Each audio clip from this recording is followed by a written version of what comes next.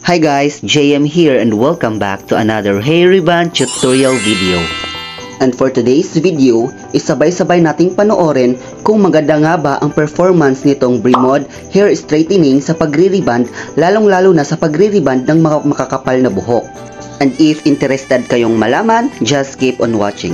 But before we proceed sa ating main video, if bago ka pa lang dito, please don't forget to subscribe to my channel, then click the notification bell para updated ka tuwing may mga bagong uploads ako.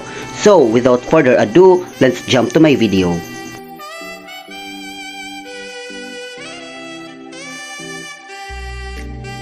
And now, let's proceed sa application ng ating rebanding cream number 1. And sa pag-a-apply ng rebanding cream number 1 mga besh, is lagi kong sinasabi na wag nating isasagad yung gamot sa pinakaanit ni client. Make sure na mag-iiwan tayo ng ½ inch away from the scalp na space tuwing mag-a-apply tayo ng gamot sa buhok ni client para hindi siya magkaroon ng scalp irritation. Ang rebanding cream number 1 kasi mga besh is napakatapang na gamot. Pwede itong makapaso or makasunog ng balat natin. And make sure din mga besh na every time na maglalagay tayo ng rebanding cream number 1 is i-massage natin yung gamot doon sa pinakabuhok ni client para lahat ng buhok is malagyan. And as you can see mga besh, na sa pag-a-apply ko ng rebanding cream number 1 sa buhok ni client is hindi ko sinasagad or ibinababa yung gamot doon sa pinakadulo ng buhok niya. Kasi mga besh, na-reband ko tong buhok ni client 1 year and 5 months ago. And since rebanded ang buhok ni client, so magfo-focus muna tayo sa paglalagay ng gamot doon sa pinaka-regrowth part ng buhok niya.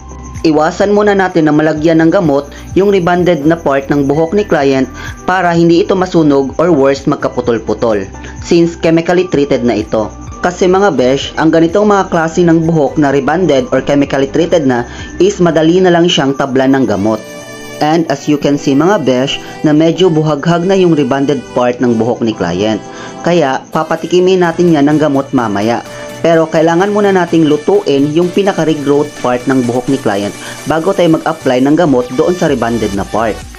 And now, pag-usapan naman natin yung rebanding cream number 1 ni Bremod Hair Straightening. Actually kasi mga besh, ang gamit ko dito na rebanding set ni Bremod is yung kanilang original variant. Si Bremod kasi mga besh is marami siyang variant pagdating sa mga rebanding set. Meron silang keratin rebanding, meron silang milk rebanding, meron din silang argan oil, meron silang coffee. And nakadepende na po yan sa inyo mga besh kung anong variant ni Bremod yung gagamitin nyo sa pagre-reband.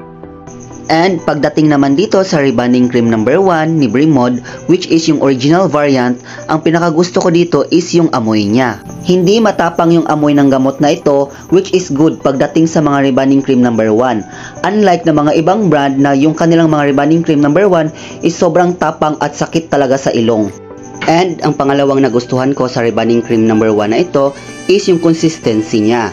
Ito yung klase ng rebanding cream number 1 na hindi super duper yung pagka-creamy niya, which is napakahirap i-blend kagaya ng mga ibang brands na nasubukan ko. May mga nasubukan kasi akong brand ng rebanding set na pagdating sa rebanding cream number 1 is ang hirap i-blend sa buhok ng mga kliyente ko.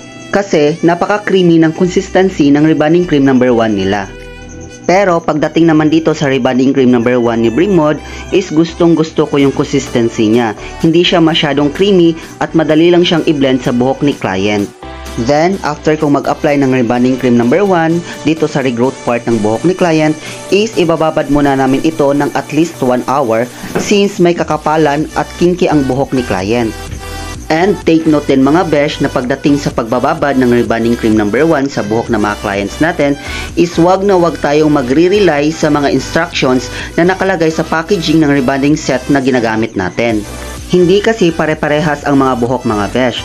Merong makapal, merong ding manipis, at merong ding mga klase ng buhok na mataas yung tolerance pagdating sa pagbababad ng rebanding cream number 1. Kaya importante talaga mga besh na may kaalaman tayo pagdating sa pagluluto ng buhok sa rebanding cream number 1. And after 1 hour and 30 minutes ng pagbababad ng rebanding cream number 1 sa buhok ni client, ang next step na gagawin ko is magre-reapply na ako ng gamot. And baka may magtanong po sa inyo dyan na sinabi ko kanina is 1 hour ko lang ibababad yung buhok ni client, pero since may kakapalan itong buhok ni client, kaya noong nag-check ako noong 1 hour ng pagbababad namin ng gamot is hindi pa ito nag-react. Kaya nag-extend ako ng 10 minutes hanggang umabot ako ng 30 minutes. Kaya ang total na pagbababad ko ng rebonding cream number 1 sa buhok niya is 1 hour and 30 minutes. And since magre-reapply na ako ng rebonding cream number 1 sa buhok ni client, and lalagyan ko na rin ng gamot yung pinaka-rebonded part ng buhok ni client since may kabuhaghaga na ito at kailangan na itong ma-retouch. And before kayo mag-apply ng rebonding cream number 1 doon sa rebonded part ng buhok ni client is make sure na basain natin ito ng tubig para pag nalagyan natin ito ng rebonding cream number 1 ay tumabang yung gamot at hindi mabilis mag-react yung buhok niya. Since rebonded na ito or chemically treated na ito, mabilis na itong mag-react sa rebonding cream number 1. Kasi mga besh, pag hindi tayo nag-spray ng tubig doon sa part na rebonded na at nilagyan natin ito ng gamot, ang tendency nito is baka maputol or masunog. Kaya pag ganitong mga klase ng buhok yung i-rebond natin mga besh, is wag na wag nating ihihiwalay ang tubig sa pag-a-apply ng rebonding cream number 1 doon sa mga rebonded part ng buhok ng ating mga kliyente para mapatabang at mapabagal natin yung pag-react ng part na yon sa rebonding cream number 1. And pwede naman nating haluan mga besh ng any kind of hair treatment yung ating rebonding cream number 1 every time na mag-a-apply na tayo ng rebonding cream number 1 doon sa rebonded part ng buhok ng ating mga kliyente just to make sure na tumabang talaga yung gamot. And after kong mag-reapply ng rebonding cream number 1 sa buhok ni client is ibababad muna namin ito ng at least 5 to 10 minutes and after that is babanlawan namin ito ng purong tubig lang.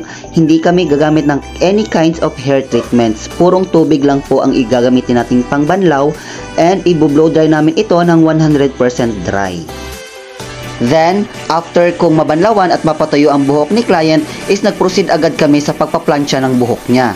And pagdating sa pagpaplansya mga besh, is palagi kong sinasabi na dapat maninipis or kasing nipis ng papel yung pagse-sectioning natin habang nagpaplansya tayo just to make sure na lahat ng strand is naluluto or nadadaanan ng plansya. And since rebonded ang buhok ng aking client ngayon, so ifino-focus ko muna yung paghahagod ng plansya doon sa pinaka-regrowth part ng buhok niya. Then, pag okay na yung regrowth part ng buhok niya sa pagpaplansya, tsaka ko lang binababa yung paghahagod ko ng plansya doon sa pinaka-rebonded na part ng buhok niya. And dapat mga besh, is tamang hagod lang ng plansya yung ipapadaan natin doon sa pinaka-rebonded na part ng buhok niya. Since chemically treated na ito, kasi pag na-over ito, is pwede itong mag-dry. Kaya, take time tayo mga besh sa pagpaplansya, lalong-lalo na dito sa unang pagpaplansya natin sa buhok ng ating client. Kasi may malaking impact ito sa magiging resulta ng ating pagre-rebond. And since may kakapalan talaga itong buhok na aking client, kaya ang ginamit ko na temperature sa kanya is 200 degrees Celsius. Kaya importante din mga besh na dapat knowledgeable tayo kung ilang temperature yung gagamitin natin sa pagpaplansya sa bawat kliyente natin. And sa mga magtatanong po kung anong brand ng straightening iron ang ginagamit ko sa pagre-rebond, ang ginagamit ko po is from EPSA. Kung interesado po kayo sa plansyang ito, ilalagay ko na lang po yung link dyan sa description box below kung saang legit store ko to binili.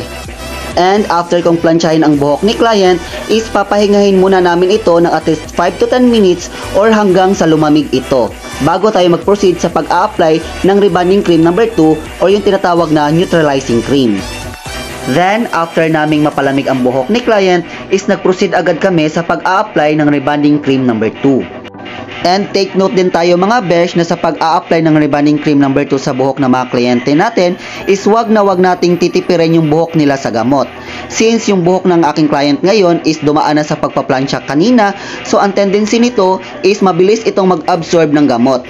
At bawal na matuyuan ang kanyang buhok ng rebonding cream number 2 habang ibinababad natin ito. Kaya, wag na wag tayong magtitipid ng gamot pagdating sa rebonding process. And now, pag-usapan naman natin mga besh, itong rebonding cream number 2 or neutralizing cream ni Bremod. And so far, so good naman ang paggamit ko sa rebonding cream number 2 ni Bremod. Hindi siya matapang na gamot at super bango niya. And super duper ganda ng consistency ng rebonding cream number 2 na ito. Madali siyang i-blend sa buhok ni client. And after kong mag-apply ng rebonding cream number 2 sa buhok ni client is ibababad muna namin ito ng at least 30 minutes, and after that is babanlawan namin ito ng purong tubig lang at isusunod namin yung pinaka hair treatment ng buhok niya, which is yung Brazilian blowout treatment.